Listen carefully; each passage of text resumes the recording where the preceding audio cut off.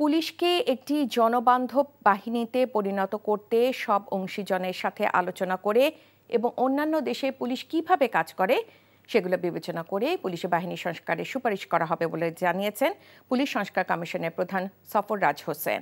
আজ স্বরাষ্ট্র উপদেষ্টার সাথে সাক্ষাৎ করতে গিয়ে তিনি এসব কথা বলেন। আমরা চাই যে এটা গণতান্ত্রিক দেশে পুলিশ একটা ভালো একটা বাহিনী একটা কাজ করুক, বিভাগ কাজ করুক, জনসাধারণের যাতে সেবা দিতে হয়, মুখ্য উদ্দেশ্য হয় জনসাধারণকে সেবা দেওয়া।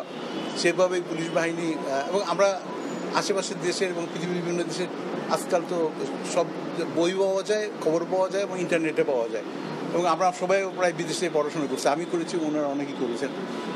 সুতরাং আমরা একটা মোটামুটি ধারণা আছে যে বিদেশে কীভাবে পুলিশ বিভাগ কাজ করে, সেখান থেকে আমরা বেস্ট প্র্যাকটিস আমরা নেওয়ার চেষ্টা করবো আলোচনার মাধ্যমে বেস্ট প্র্যাকটিস। টাকা চুরির জন্য যদি আমার গলায় জুতার মালা পরাইতে হয় তাহলে আমার শালীর সাথে প্রতারণা করার জন্য তোর ফাঁসি হবে। দুলা ভাই, আপনার তো ঘর জামাই বইলা একটা পরিচয় আছে, আমার তো তাও নাই।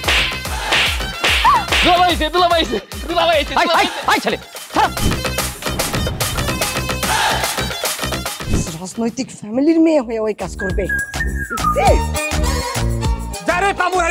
রক্তের নেশায় ধরতে, রক্তের নেশায়, কাঁচা রক্তের নেশায় ধরতে। তোমার এই পলিটিক্স আমার বাম পকেটে থাকে। ঝামেলা পাকাই আমি তখন বিয়ে করিনি। দুইটার আমি গুলি করে মারু। মাসুদরা কোনোদিন ভালো হয় না। আপনার পোশাক আশাক দেখে কিন্তু আপনার তালুকদার বংশের লোক মনে হয় না আব্বা, আপনার মনে হয় যে আপনি ফকির বংশের লোক।